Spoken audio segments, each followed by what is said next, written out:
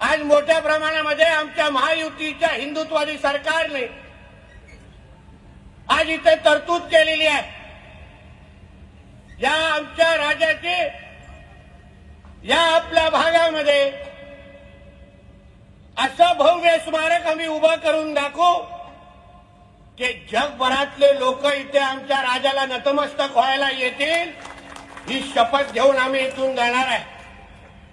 मी या निमित्ताने ज्या घटनेचे आम्ही सगळेजण साक्षी आहोत सभागृहामध्ये, माझ्या राज्याचे मुख्यमंत्री, हिंदुत्वादी विचाराचे आमचे मुख्यमंत्री आदरणीय देवेंद्र फडणवीस साहेबांचं, आमच्या दोन्ही उपमुख्यमंत्री आदरणीय आमच्या अजितदादांचं आणि आमच्या शिंदे साहेबांचं, मी या तिघाही आमच्या नेतृत्वाचा मनापासून त्यांचा आभार मानेन की त्यांनी इच्छाशक्ती दाखवली आणि अगोदरच्या ज्या कुठल्याच सरकारला जमलं नाही ते आमच्या या हिंदुत्वादी विचाराच्या महायुतीच्या सरकारने करून दाखवलं।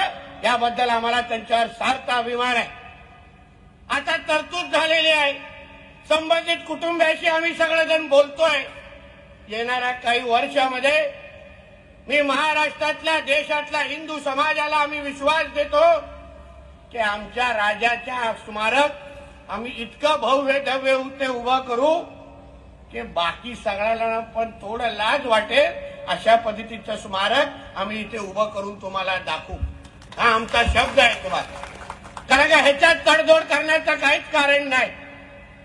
कारण का ज्या राजामुळे आज आपण हिंदू म्हणून स्वतःची ओळख सांगतो, हिंदू आमचं आडनाव सांगू शकतो, त्या राजाने जे आमच्यासाठी बलिदान दिलं त्या राजासाठी अगर आम्ही स्मारक उभं करू शकलो नाही तर आम्ही स्वतःला हिंदू म्हणून घ्यायचा का, हा खरं म्हणलं तर मुळात प्रश्न आहे।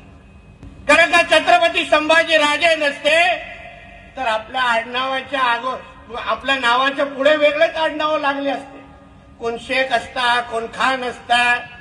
आता जे काही हिंदू आडनाव लागलेत ना ते फक्त छत्रपती संभाजी महाराजांमुळेच आहे असं मानणाऱ्यापैकी आम्ही आहोत। कारण का स्वराज्याची लढाई, हिंदवी स्वराज्याची लढाई हे इस्लामीकरणाच्या विरोधातच झाली आहे।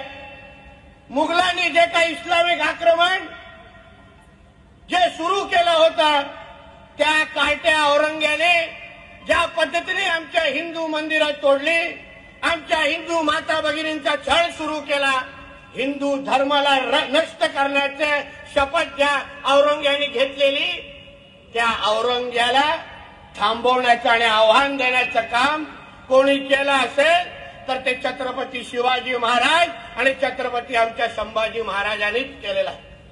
म्हणून आमच्यातले काही कायटे आहेत सांगण्याचं की नाही शिवाजी महाराजांच्या सैन्यामध्ये मुसलमान होते, कोण मुसलमान नव्हते तिकडे, उगाच टेप रेकॉर्डर चालवता। स्वराज्याची लढाई ही इस्लामच्या विरोधातच होती, हिंदू विरुद्ध मुसलमान होती आणि त्या लढाईमध्ये आमच्या राजांनी हिंदू धर्माला इस्लामच्या समोर झुकायला दिलं नाही। हाच आमच्या सगळ्यांचा ज्वलंत इतिहास आहे, ज्वलंत इतिहास। आणि म्हणून जे काही कोण अतिशहाणे आहेत, जास्त शिकलेले, त्यांची दुकानं चालतात या सगळ्या गोष्टीवर, नाही शिवाजी महाराजांनी कधीही कुठली मस्जिद तोडली नाही, कुठलाही मुसलमान त्यांच्या सैन्यावर, सगळं झूट आहे। उभं राहायचं इथे या व्यासपीठावर सांगा, इतिहास आम्हालाही कळतो, तुमच्यापेक्षा दीड थोडा जास्त कळतो। म्हणून उगाच आमच्या राजाची बदनामी करू नका।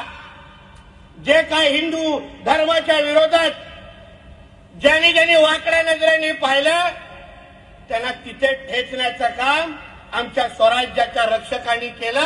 याबद्दल आम्हाला त्यांच्यावर सार्थ अभिमान आहे।